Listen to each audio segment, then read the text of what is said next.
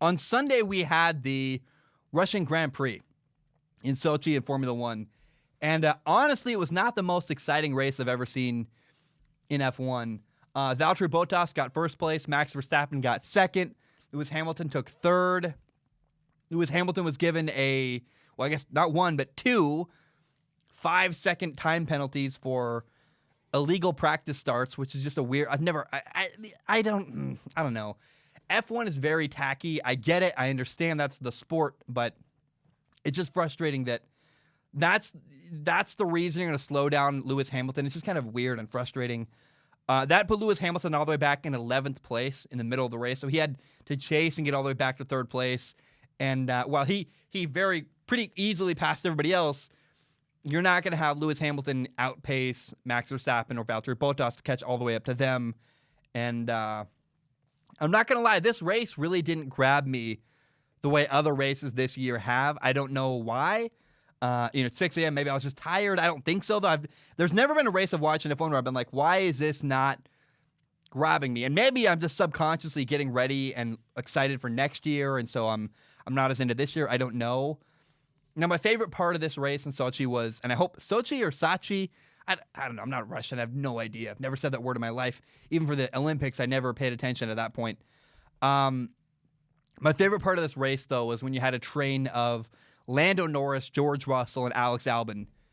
And it was fun, man. It was interesting, back and forth, really cool racing where Lando, Russell, Albon, they're all fighting really hard for positioning, and I was just really, really cool. Now, eventually, Lando and Alex pulled away, and they left George Russell and his Williams just in the dust. But that was a really fun battle for that little brief period we got. That probably my favorite highlight of the race.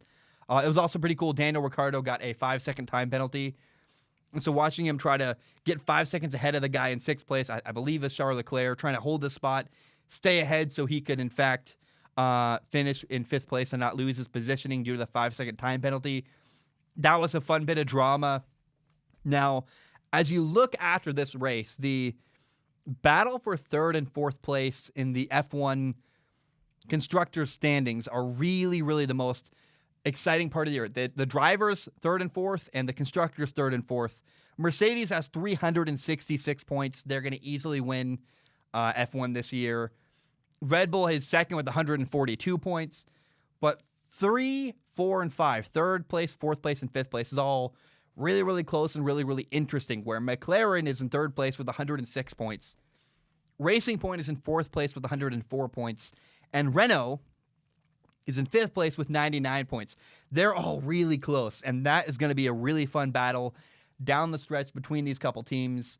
There are 7 races left in Formula One, and October 11th we have the race in Germany. October 25th, we're going to Portugal. November 1st, Italy. November 15th, Turkey.